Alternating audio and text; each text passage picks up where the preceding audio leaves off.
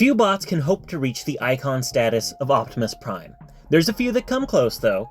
Megatron, Bumblebee, Starscream, Soundwave, they're all known by the wider pop culture landscape thanks to their distinctive characters, designs, and the Michael Bay movies. But really, that shortchanges the massive cast of the Transformers.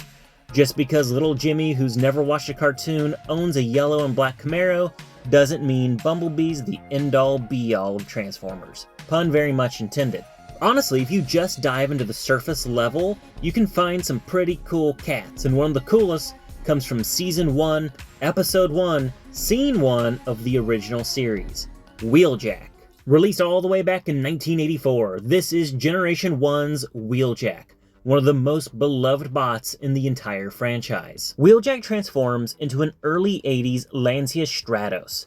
These chic Italian rally cars were made by Marcello Candini, who'd later go on to design the Lamborghini Countach, another iconic car of the 80s familiar to Transformers fans. I always find it funny that the conceit of Transformers, the thesis of the brand, especially in 1984 and 1985, was that these were robots in disguise, that these alien warriors have come to Earth and have now concealed themselves amongst the civilian population of vehicles by choosing alt modes of designer cars and sports cars. Obviously, there are more normal vehicles amongst the Transformers alt modes, like a VW Bug. You can see that any day of the week. I just find it funny that there's a Lancia Stratos, which I think in real life they maybe made less than a dozen of these, rolling down the streets of Oregon fighting Decepticons. It's very conspicuous, to say the least. It doesn't take away from how cool the alt mode is, I just think it's kind of funny, and really I'd rather a supercar from Italy than the four-door Griswold family wagon.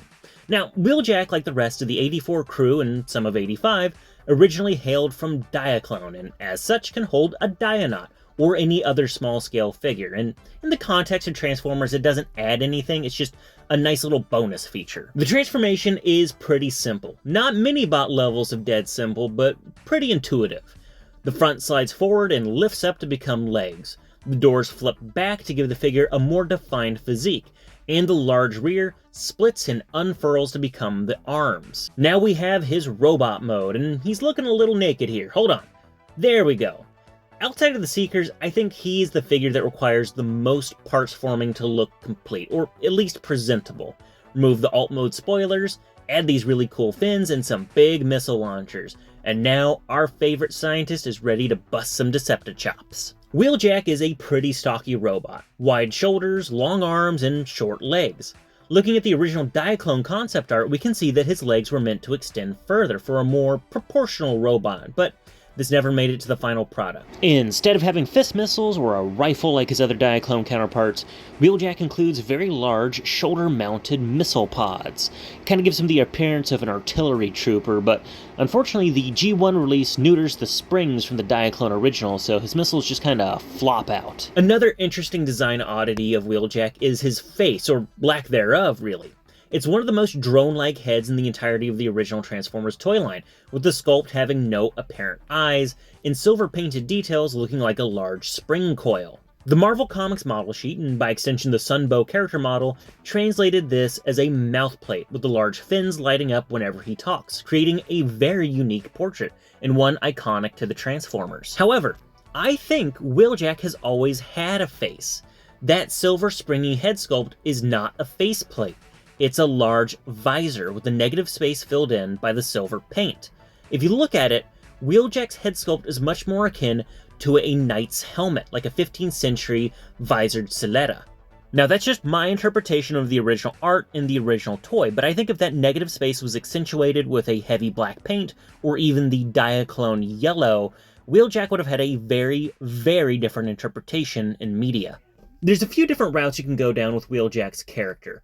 There's the Marvel Comics adaptation, the more modern IDW interpretation, but I think the one that resonates the best with me, and almost all Transformers fans really, is the original Sunbow cartoon interpretation.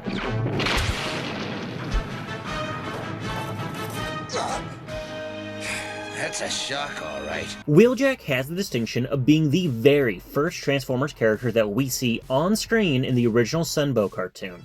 He's literally there from minute one, and while he isn't the main character of the series by any means, he definitely has an established presence. Wheeljack sets himself apart from the rest of the Autobot cast on a few different levels. Foremost, he is very visually unique with the bright white design accented by the illuminated ears and the mouth plate. Another unique attribute is his cadence, as Wheeljack has a very deep and very distinctive New York Brooklyn accent, and this was provided by voice actor Chris Latta. If only we had some dinosaurs working for us. They'd really shake up the Decepticons. And honestly, I think that's a testament to his abilities as a voice actor. Without any prior context, I think it'd be very difficult for your average person to tell that Starscream and Wheeljack shared the same voice actor. Get this thing off me! And last but not least is his personality and actions throughout the Sunbow cartoon.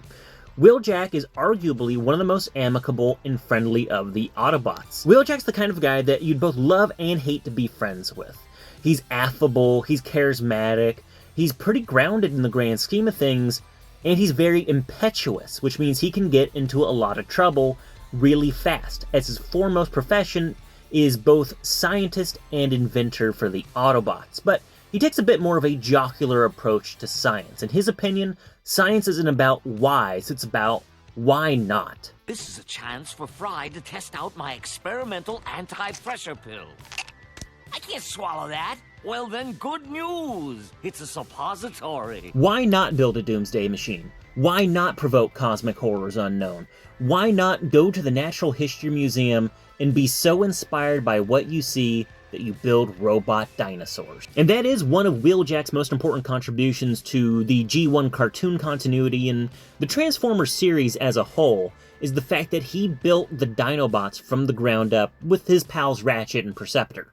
Well, it kinda goes like this, Optimus. I mean, the Dinobots are robot dinosaurs, right? Continue.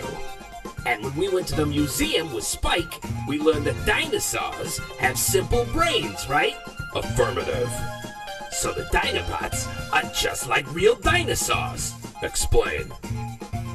They got simple brains. That's the most ever heard. What? I wanted them to be authentic. And that's one of the nice things about Wheeljack. Even if he's making stuff up on the spot, he's always a team player. He's gonna get the Autobots through thick and thin. And while he's never had a full Spotlight episode, he's always a core member of the crew. But unfortunately, throughout the tumultuous war between the Autobots and Decepticons, Wheeljack didn't make it through to see the other end, as he was one of the many, many casualties of the 1986 animated movie. At some point early on in the Battle of Autobot City, Wheeljack was unceremoniously gunned down by Decepticons off-screen, with his corpse lying in the corner of an embattlement. It's a bummer, man. Look, the vicious and, frankly brutal deaths on display in the 1986 Transformers movie is still a sore spot for some fans. I get it, I honestly do. But the big ones that people focus on never really affected me, like the death of Optimus Prime. That one's always been more of like a tragic Greek hero, Great deeds require great sacrifice. It's almost poetic in some respects. But Wheeljack? That's fucking blasphemy. That'd be like if fan favorite Chief O'Brien got blowed up during the events of Best of Both Worlds because they needed to make some drama. That's not cool, man, and you know what? Japan even agrees with me, because in 1989, Wheeljack just showed up, out of the blue, during the events of the Victory anime, hanging out with his old friend Perceptor and his new friend Minerva. Okay, there probably weren't Wheeljack superfans on the writing team of the Victory anime. All of that is actually the result of the fact that the 1986 theatrical Transformers movie was heavily delayed in Japanese market. The movie was originally supposed to come out in 87 over there. They even had promo and marketing material made that all had to be scuttled because it got delayed even further until 1989, where it had a super limited theatrical release and then went straight to Laserdisc. This also resulted in a huge mess of continuity errors and notes between Hasbro and Takara. This is why Optimus Prime dies super weird. This is why we have the Mystery of Convoy video game. This is also why we have Prowl 2. So, long story less long, technically speaking, the Wheeljack we see in Victory is actually a quantum duplicate.